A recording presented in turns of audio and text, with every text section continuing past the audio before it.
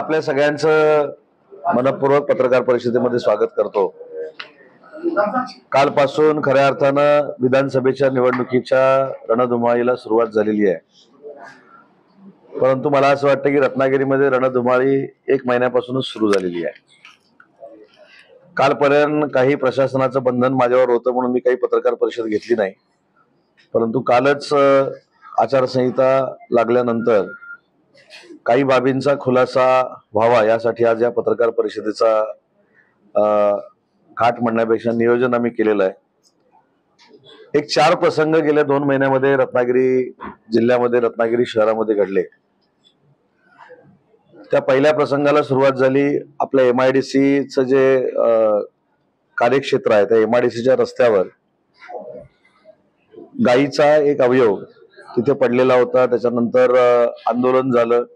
आंदोलन झाल्यानंतर त्या ठिकाणी अनेक नेते मंडळी आली, नेते मंडळींनी अनेक चर्चा केली। तो एक प्रसंग आपल्याकडे घडला। त्याच्यानंतर आपल्याला एक माहिती आहे की एक दुर्घटना घडली एका मुलीच्या बाबतीमध्ये, तो प्रसंग घडला। त्याच्यानंतर वक्फ बोर्डाचा एक प्रसंग घडला आणि काल परवाच एक संघाची ज्यावेळी संचलन सुरू झालं त्यावेळी एक प्रसंग घडला। पण या प्रसंगाच्या अंतिम माझ्या असं एक लक्षात आलं की वाईट कृत्य कोणी करू नये त्याचं समर्थन आजपर्यंत मी केलेलं नाही आणि ते करणार देखील नाही, परंतु एंड ऑफ द स्टोरी असं लक्षात आलं की याच्यातनं काही ठिकाणी मला टार्गेट केलं जातं। आता मला टार्गेट करत असताना वेगवेगळ्या आयुधांचा वापर केला जातो, ठीक आहे, त्याच्याबद्दल माझं अजिबात दुमत असण्याचं काही कारण नाही, तो लोकशाहीतला एक भाग आहे। परंतु मला असं वाटतं की ज्यावेळी पहिल्यांदा हा प्रसंग घडला MIDCला, सगळे पुरावे घेऊन का बसलोय, कारण हिंदू धर्मामध्ये एक वेगळ्या पद्धतीचा गैरसमज नाहक पसरवण्याचा प्रयत्न काही मंडळी करतायत। कदाचित त्यांचा गैरसमज असेल म्हणून करत असतील, पण त्यांचा गैरसमज होऊ नये यासाठी आज पत्रकार परिषदेचं मी आयोजन केलेलं आहे। शेवटी लोकप्रतिनिधी आणि पालकमंत्री म्हणून जिल्ह्यामध्ये, तालुक्यामध्ये सलोखा राहावा ही प्रशासनाची पहिली भूमिका असते, परंतु हे करत असताना एखादा कोण जर चुकला असेल आणि त्याला पाठीशी घालण्यासाठी या प्रकरणामध्ये एक जरी फोन माझा गेला असेल तर मी स्वतः काल माननीय उपमुख्यमंत्री देवेंद्रजींना सांगितलेलं की माझ्याकडे CDR ना काय असतो, तो CDR तपासावा आणि CDR मध्ये या 4ही प्रकरणामध्ये मी जर कोणाला फोन केला असेल, कोणाला पाठीशी घाला म्हणून सांगितलं असेल, ते देखील तपासा आणि ते पुराव्यानिशी जर सिद्ध झालं तर जे काही थोडंफार गैरसमज पसरवण्याचा प्रयत्न करतायत त्यांना देखील गैरसमज पसरवण्याची काही गरज नाही, मी स्वतः थांबायला तयार आहे। पण हे निष्पन्न नाही झालं तर नाहक जे टार्गेट करतायत त्यांनी काय करावं हा देखील एक निर्णय घेण्याची गरज आहे। पहिला प्रसंग काय घडला तर ते गायीच्या बाबतीतला प्रसंग घडला। त्यावेळी देखील मी पोलिसांना सांगितलं की जात धर्म याच्यापेक्षा गाय हे आमच्या दृष्टीनं अतिशय पावित्र असलेलं एक आमचं ज्याला आपण काय म्हणतो दैवत्व असलेले एक जनावर आहे। आणि त्याच्यानंतर मी असं सांगितलं की याच्या बाबतीमध्ये जर अशा पद्धतीची घटना घडत असेल तर जर कोणी असू दे, मग तो कुठच्याही समाजाचा असू दे, आणि या बाबतीत काजी साहेब मी आपल्याशी देखील बोललेलो होतो, त्यांनी देखील मला सांगितलं की समाज विमाज काय असल्यापेक्षा जो कोण असेल त्याच्यावर कारवाई झाली पाहिजे आणि त्या पद्धतीनं एका इसमावर कारवाई झाली, त्याला काही पाठीशी घालण्याचा प्रश्न येत नाही। त्याच्यावर FIR जो दाखल झालेला आहे त्याची कॉपी देखील माझ्याकडे आहे। पण त्याच्यातनं मी काय केलं हिंदू धर्मासाठी मी हे सांगत बसलो नाही, पण त्याचा पुरावा माझ्याकडे आहे। त्याच्यानंतर मी दिल्लीला शंकराचार्यांची भेट घेतली। शंकराचार्यांची भेट घेतल्यानंतर शंकराचार्यांनी सांगितलं की राष्ट्रमाता गोमाता करावं असं सगळ्या शंकराचार्यांचं म्हणणं आहे आणि हिंदू धर्माचं म्हणणं आहे। त्याच्यावर महाराष्ट्र सरकार काय करणार आहे ही भूमिका महाराष्ट्र सरकारनं जाहीर करावी। तातडीनं मी मुख्यमंत्री महोदयांशी संपर्क साधला, फाईल ती मी तयार केली, हे देवेंद्रजी देखील सांगू शकतात।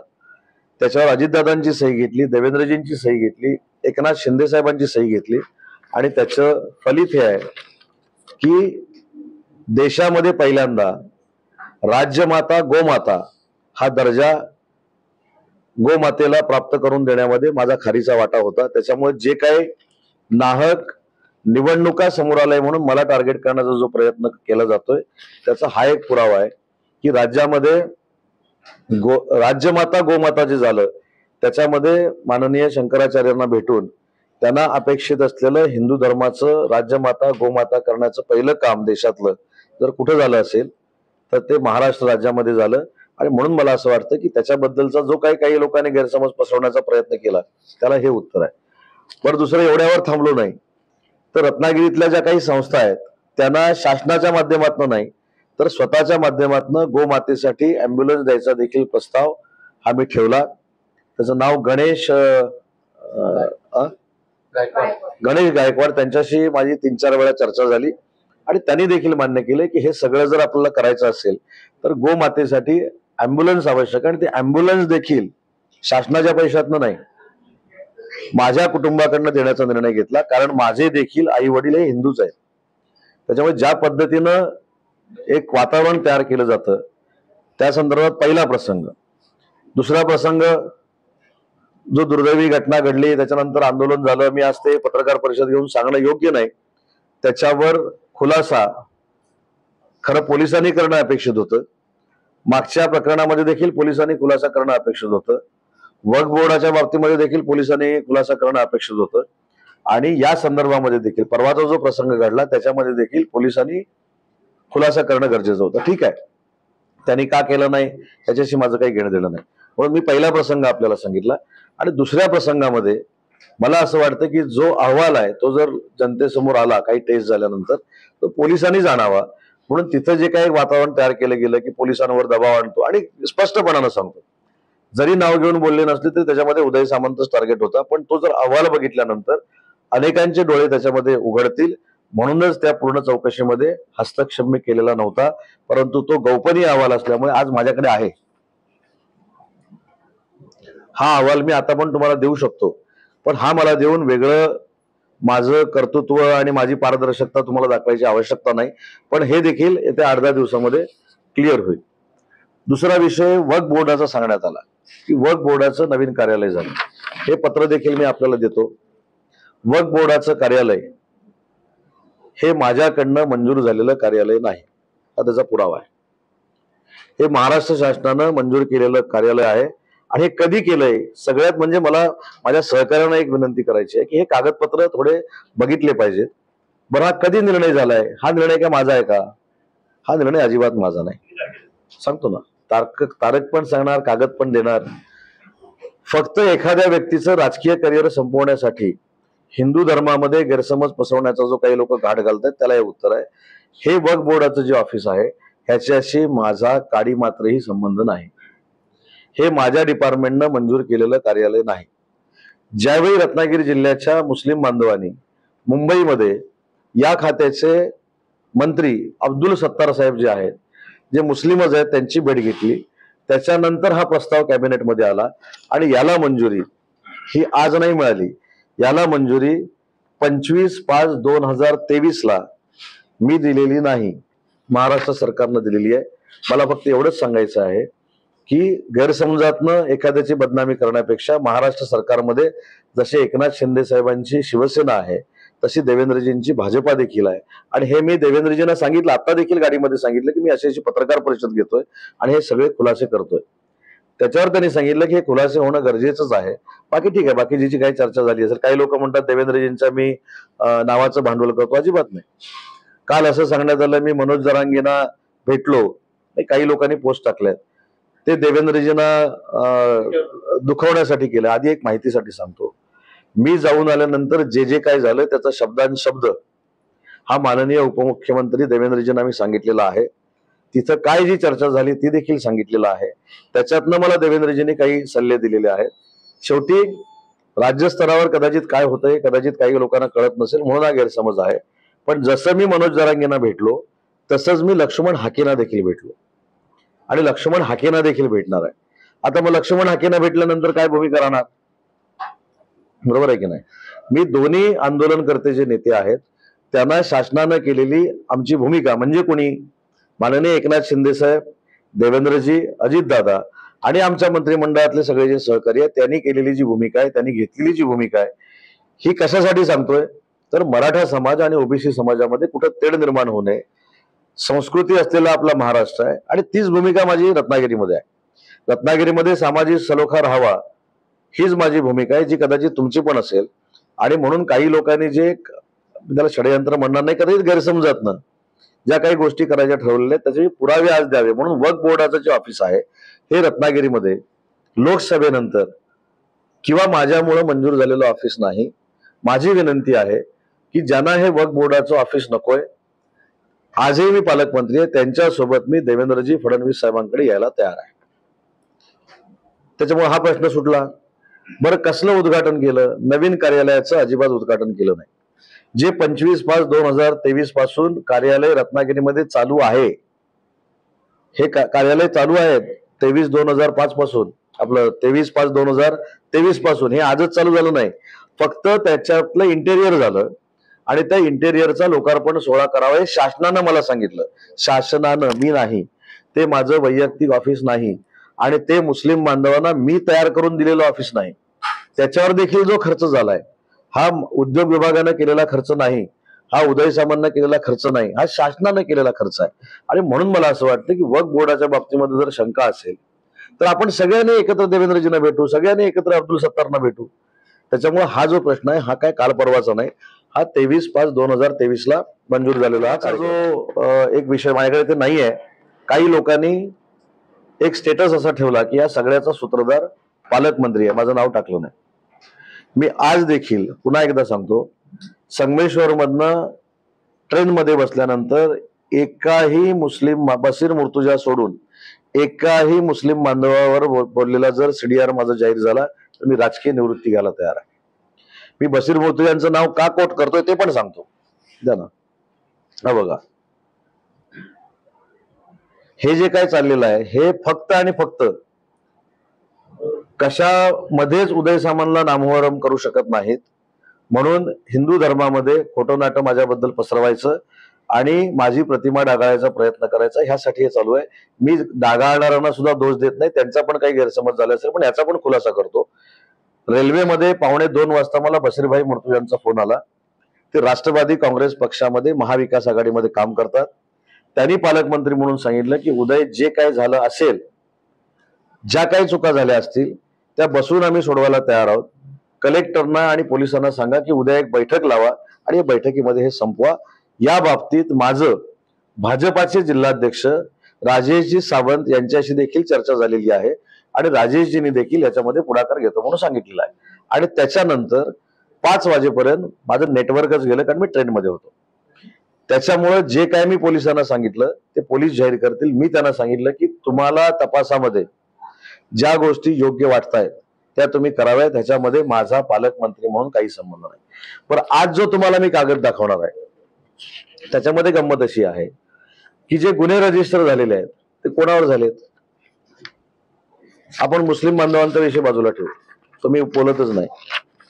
शुभम साळवी जो माझ्यासोबत शिवसेनेमध्ये काम करतो, माझ्यावर प्रेम करतो, बिपिनजी बरोबर ना, आणि 4-5 शुभम कुठे आहे? हे बघा, शुभम साळवी जो माझ्यावर प्रेम करतो, ह्या लोकांवर गुन्हे दाखल झालेले आहेत. म्हणजे मी शुभम साळवीवर गुन्हा दाखल करावा असं पोलिसांना तर सांगणार नाही. शुभमला विचारा सांगेन का? किंवा शुभमचे जे मित्रमंडळी होती त्यांचा गैरसमज झाला की काहीतरी वेगळ्या पद्धतीचा, बरोबर ना शुभम, अटॅक झाला म्हणून सगळी मुलं गेली. त्याच्यामध्ये माझ्यासोबत काम करणाऱ्या 8 मुलांवर देखील शुभम सहित हे गुन्हे दाखल झालेले आहेत. त्याच्यामुळे तो शिवसेनेमध्ये काम करतो, माझा सहकारी म्हणून काम करतो, मग त्याच्यावर गुन्हा दाखल मी कशाला करायला लावू? त्याच्यामुळे जे कोणाचे गैरसमज होत आहेत त्यांना, म्हणून मगाशी मी सांगितलं की माझे आई वडील देखील हिंदू आहेत, मी देखील हिंदू आहे, परंतु प्रामाणिकपणानं या मतदारसंघामध्ये, या जिल्ह्यामध्ये सामाजिक सलोखा राहावा हा प्रामाणिकपणाचा उद्देश डोळ्यासमोर ठेवून मी काम करतोय. पण आज देखील आता एक पोस्ट फिरते की काही मिटिंग आहे, मिटिंग करण्याबद्दल माझं अजिबात दुमत असण्याचं काही कारण नाही. पण मला संघ परिवाराच्या लोकांना देखील विनंती करायची आहे की तुम्हाला तो अधिकार आहे, मला तुम्ही बोलून घ्या. मी काय फार मोठा नाही, मला तुम्ही बोलून घ्या. माझा सीडीआर जर तुमच्याकडे असेल, मी फोन केलेला, तर मी 100% गिल्टी आहे.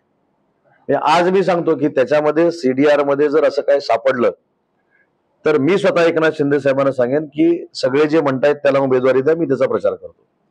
पण कुठच्याच बाबतीनं आता मी नामोहरम होत नाही म्हणून काही लोकांनी मातोश्रीवर जायचं आणि मग परत आपण इकडे प्रामाणिक आहे म्हणून दाखवायचं, हे जे काही सगळं चाललेलं आहे हे मला असं वाटतं की फार अयोग्य आहे.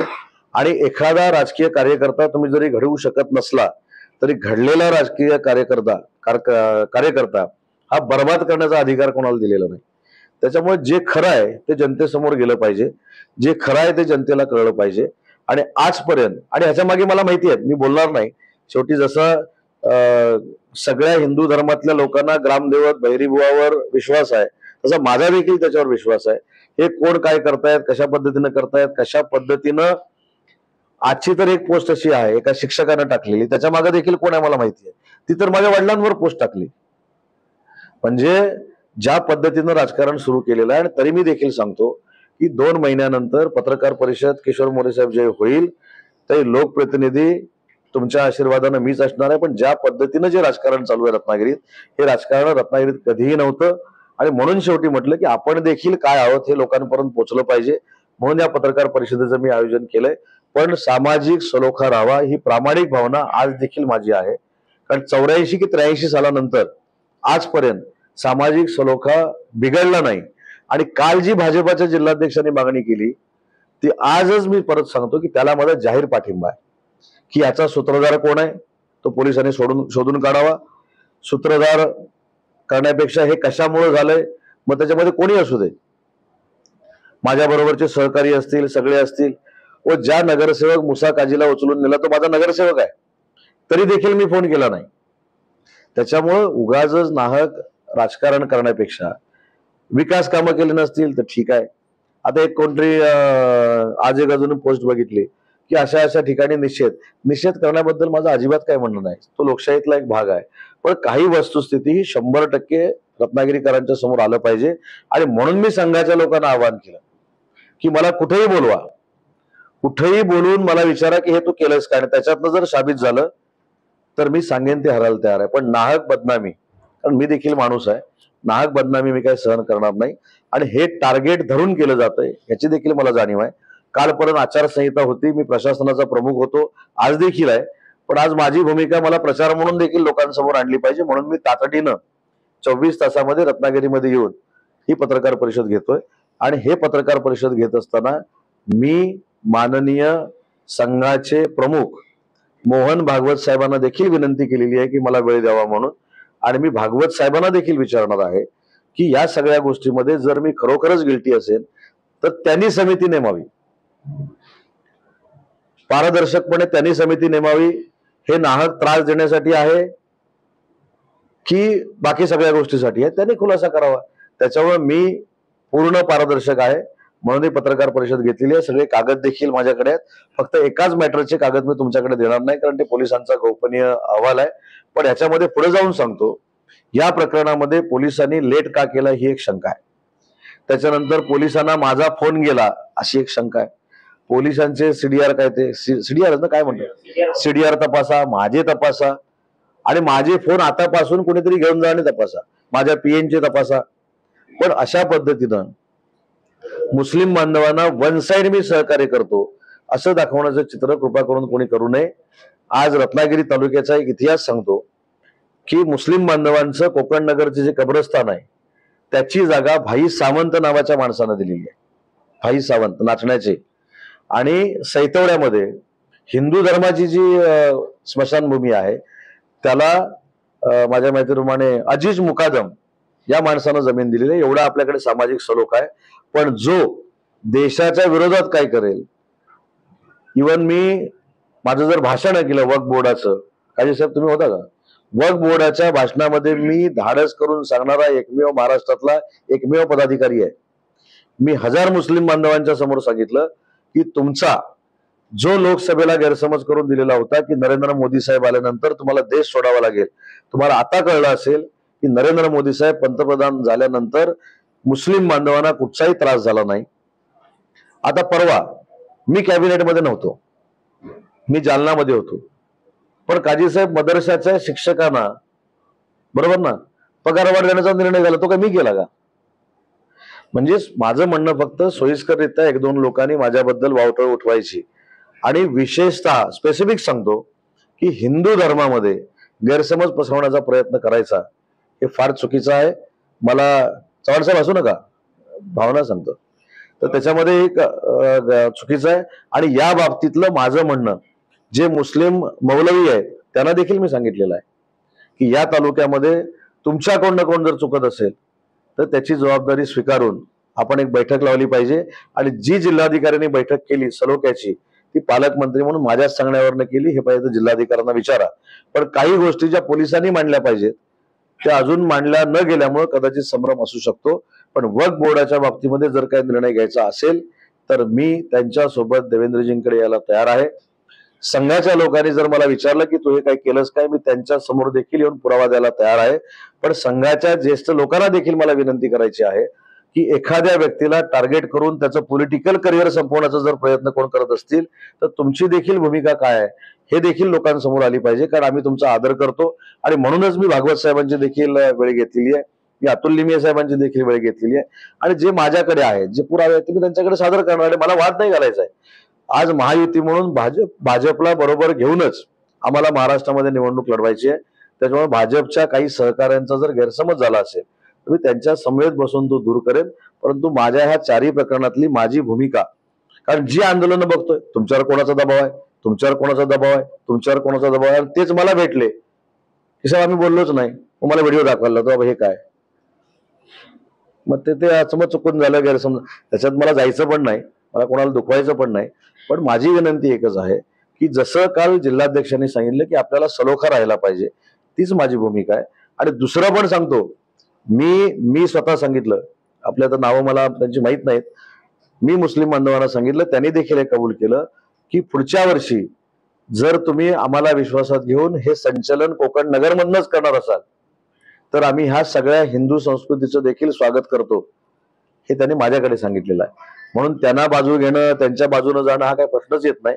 पण सामाजिक सलोखा राहायला पाहिजे ही आजही माझी भूमिका आहे. कारण रत्नागिरीमध्ये या सगळ्या सणाबिणाला आपण सगळे एकत्र असतो. परवा जयसिंग घोसाळे साहेबांनी मला असं सांगितलं की आंबेशेत, कर्ला, जुवाजी आपले 300-350 बरोबर ना, त्याचं स्वागत दरवर्षी मुस्लिम बांधव करतात. आणि त्याच्यानंतर नाचण्याच्या लोकांनी परवा त्यांची मुस्लिम बांधवांची जी मिरवणूक झाली त्याचं देखील मारुती मंदिरला स्वागत केलं होतं. मला असं वाटतं की असाच सलोखा राहावा.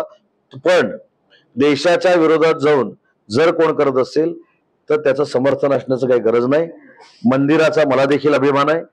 मंदिरावर कोण आक्रमण करणार असेल वक्फ बोर्ड मधनं देखील तरी त्याचा पहिला माझा विरोध राहील. त्याच्यामुळे फक्त गैरसमज कोणाचे होऊ नयेत आणि सामाजिक सलोखा हा आपल्या महाराष्ट्रातला, आपल्या तालुक्यातला, आपल्या जिल्ह्यातला असाच राहावा ही माझी या पत्रकार परिषदेमार्फत विनंती आहे.